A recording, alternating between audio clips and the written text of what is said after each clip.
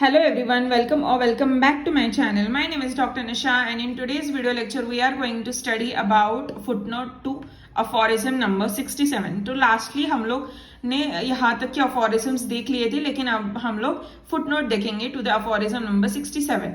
ठीक है. So in this lecture I am going to explain कि है ना क्या क्या है इस footnote में, and मैंने ये जो सारे के सारे जो notes दिए हैं regarding to this footnote, ये आता है 5 मार्क्स के लिए. So अच्छे से ध्यान देना और ये notes का भी screenshot ना ले लेना, and you can write from this notes. आप लिख सकते हो ऐसे के ऐसे भी. ठीक है. So let's start the video. Conditions where palliative mode is permissible, मतलब इसका मतलब क्या है कि पैलिएशन होम्योपैथी में पैलिएटिव मोड रेयर कंडीशंस में देते. ठीक है. सो वो कौन से रेयर कंडीशंस है वेयर जहां पे होम्योपैथी में पैलिएटिव ट्रीटमेंट को परमिशन दी है हैनीमैन सर ने, तो वो है नीचे के. ठीक है. Let's see. The homeopathic medicines by producing the primary action upon the vital force induces the secondary curative response. In this process, the vital force takes a vital and active role in the production of secondary curative action. But there are certain conditions where the stimulation of the vital force is either possible or the vital force has lost the reactive capacity itself.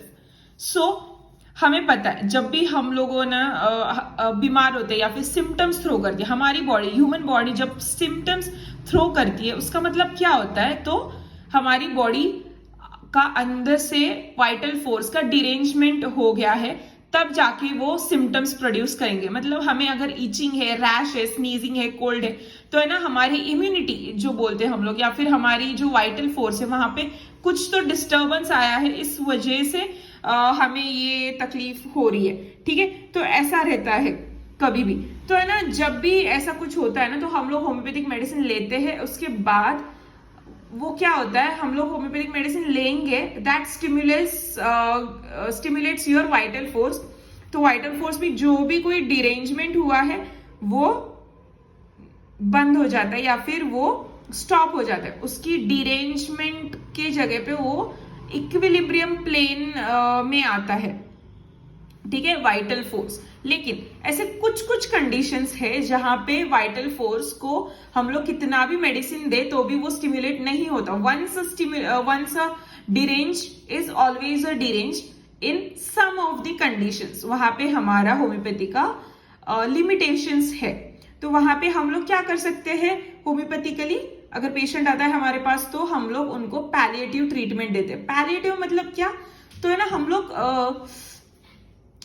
आते हैं, मतलब मुझे सर्दी जुकाम है तो ठीक है चलो सर्दी जुकाम की मेडिसिन दे देना, दैट इज पैलिएटिव. मतलब हम लोग है ना सिर्फ सिम्टम वाइज पे हम लोग उसको ट्रीट कर रहे हैं, तो this is called as palliative treatment. मतलब treating patient symptomatically is called as palliative. मतलब this is not a definition but for your understanding मैंने ऐसे बोला है. ठीक है.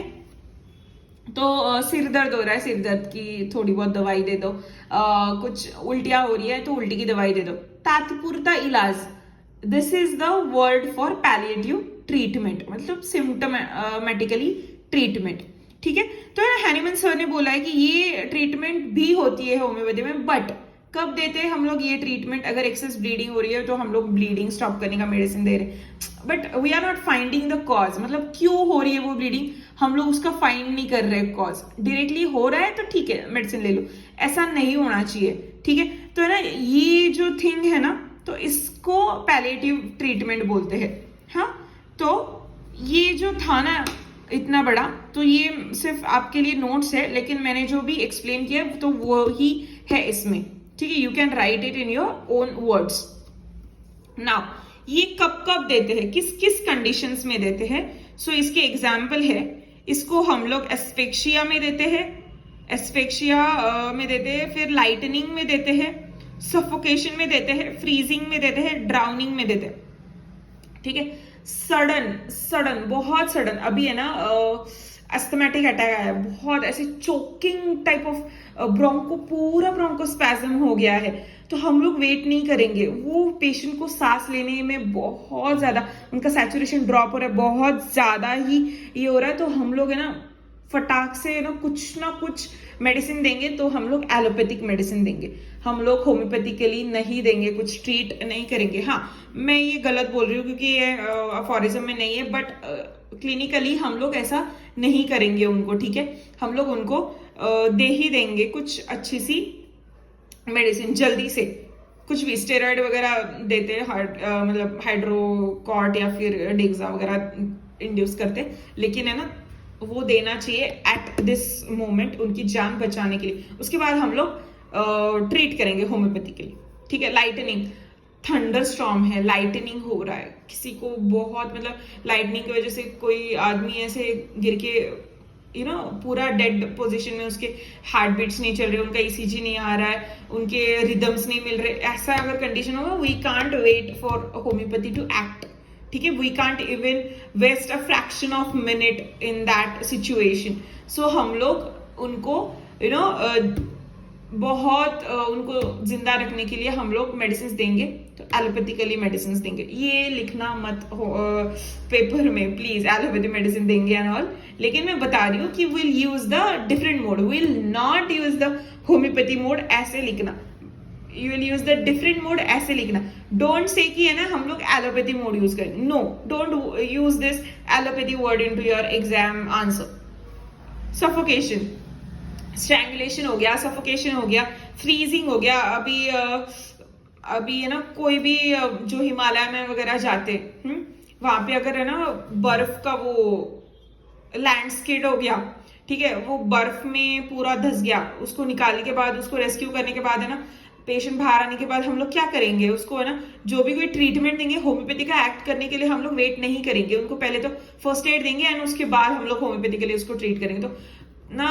लेकिन फिर भी हम लोग उसको पैलिएशन ट्रीटमेंट देंगे। अगर एक्सीडेंट हो गया है, उसका अगर हड्डी टूट गया पूरा, लाइक कम्युनेटेड फ्रैक्चर हो गया उनको, ठीक है, तो कम्युनेटेड फ्रैक्चर में will not sit and give homeopathy pills, no, will firstly give the first aid, like उनको इमोबिलाइजर देंगे या फिर थॉमस प्लिंट लगाएंगे, जो पैर पे हो गया होगा, हिप पे हो गया होगा, तो ये सब चीजें हम लोग करेंगे उनको।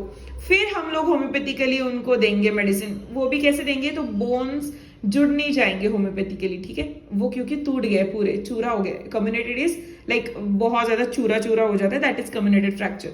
तो हम लोग उनको इमोबिलाइजर देके हम लोग है ना उनका देखेंगे कि वो हो सकता है कि नहीं, एक्सरे वगैरह निकालने के बाद हम लोग फिर उनको है ना स्टार्ट करेंगे होम्योपैथी मेडिसिन। उस साथ ही साथ हम लोग और भी ट्रीटमेंट देंगे उनको, ठीक है।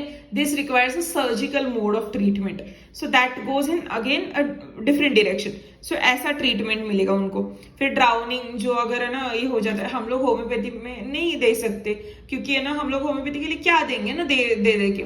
सो है ना इनको, और ड्राउनिंग से बाहर आने के बाद उनको निमोनिया हो सकता है, उनको बैक्टीरियल इन्फेक्शन हो सकता है चेस्ट में, इम्फाइजिमा का कंडीशन हो सकता है उनको, उनका लंग कोलैप्स हो सकता है उनको। सो ये सब कुछ चीजों के लिए हम लोग होम्योपैथी के लिए ट्रीट करेंगे, लेकिन हम लोग ये अभी वो टाइम पे नहीं देंगे कुछ भी। किसी किसी को बहुत ज्यादा ब्लड लॉस हो गया है, ठीक है, उनका HB 3-4 ऐसे है, तो हम लोग अभी के लिए फिलहाल तो सिम्टम वाइज ट्रीट करेंगे कि HB को, ठीक है, बायोकेमिक 1 नंबर दे दिया और उनको 1 PCV लगा दिया, she will be fine. At least वो टाइम पे हम लोग उसको सिर्फ वाइटली बूस्ट करेंगे, उनका वाइटल बूस्ट करेंगे, हाँ, उतना ही काम करेंगे हम लोग। कैंसर पेशेंट है, उनका पेन मैनेजमेंट करेंगे। फिर जैसे मैंने आपको बोला फ्रैक्चर पेशेंट है, उनका हम लोग पेन मैनेजमेंट करेंगे। एक तो भी उनका पेन किलर का इंजेक्शन, सलाइन जो भी है वो बच जाएगा, ठीक है, ये हम लोग कर सकते हैं। फिर आते हैं एग्जाम्पल्स कि क्या क्या रहता है। तो हिपारसल्फ हम लोग देते हैं मेटालिक पॉइजनिंग में, ठीक है। कॉफी हम लोग देते हैं, स्ट्रॉन्ग कॉफी, ठीक है, ओपियम पॉइजनिंग में। फिर हम लोग देते हैं कैम्फर या फिर nux vomica in many of the conditions like poisoning, acidity, या फिर गैस्ट्रिक लवाश देना है तो हम लोग नक्स वोमाइका 1 ml देंगे, गैस्ट्रिक लवाश मिल जाता है। अल्कोहलिक पॉइजनिंग में हम लोग देते हैं या फिर कैनाइन उसको क्या बोलते हैं, अफू गांजा जो भी रहता है, ओपियम जो रहता है, मतलब जो वो पीते हैं ना, सिगार जैसा बड़ा वाला कुछ रहता है, तो उससे जो सिगरेट पीते हैं ना, तो उनको अगर है ना बहुत ज्यादा एक्सेस में हो गया तो हम लोग है ना पॉइजनिंग में चले गए, तो हम लोग है ना नक्स वोमिका या फिर कैम्फोरा देते हैं. So these are the stimulants which are used at the moment of site of injury या फिर at the moment where there is patient needed. ठीक है? So yeah, this was it about the aphorism number footnote to aphorism number 67. And ये जो notes है ना, इसके आप, मैं एक बार धीरे धीरे घुमाऊंगी, आप स्क्रीनशॉट ले लेना and keep it for your purpose, so that you will come to know कि है ना कैसे कैसे आपको ये एग्जाम में लिखना है. आप है ना ऐसे के ऐसे भी लिख सकते हो 5 मार्क्स के लिए. ठीक है? सो या this was it, this was today's lecture. I hope you like this lecture. If do, then do consider subscribing to my channel, and till then bye, take care.